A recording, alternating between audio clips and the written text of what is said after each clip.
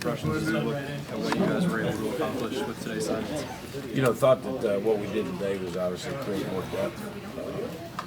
We've talked about in-depth as a staff. It's going to be hard for someone right now to be able to come in, especially a high school kid, and play a lot, or for us to count on just because of where we're at with the program. We feel we have 10 starters coming back.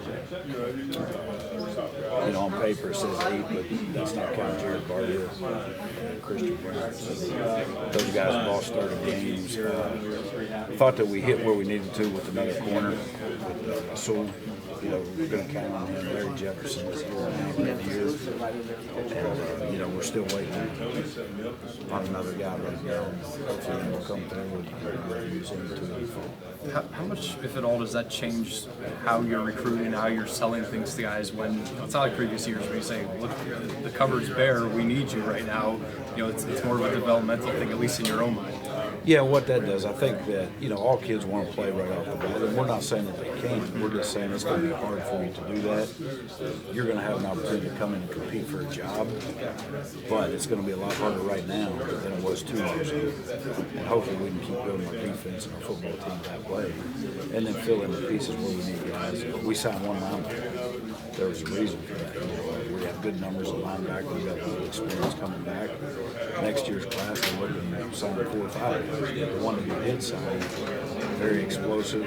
Love the way he plays the game. He plays angry.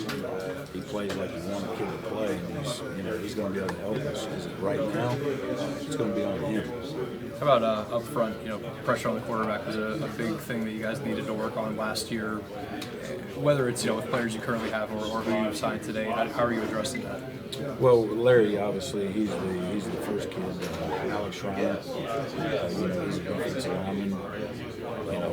And then just experience with the guys that we still have in the program. And we're able to manufacture pressure on the quarterback. It's not always resulting in sacks. But if you look at our third down, we finished 9th in the country for a reason. And we were making quarterbacks throw the ball quick.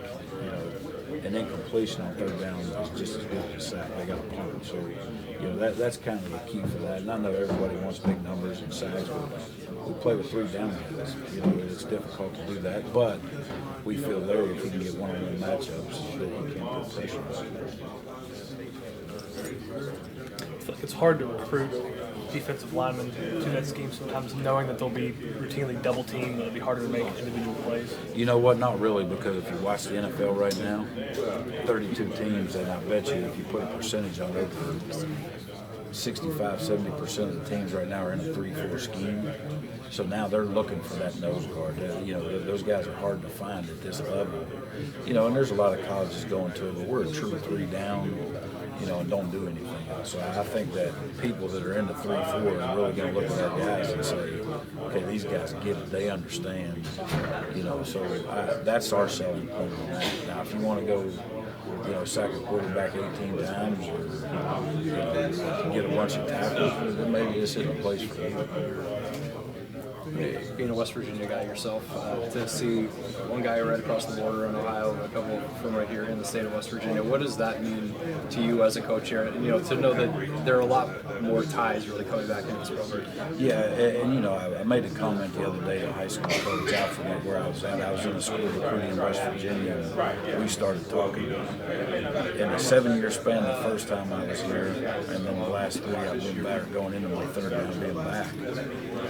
I don't know if we've ever signed a West Virginia kid that hasn't been successful in this program. I mean, signed them to a scholarship, and they came in. It takes them a year to develop, and they've been great players for us. With Mark Megler, Scotty Jerko. There's a ton of guys. Aaron Justice. So the list goes on and on with guys that we have signed and developed and great players.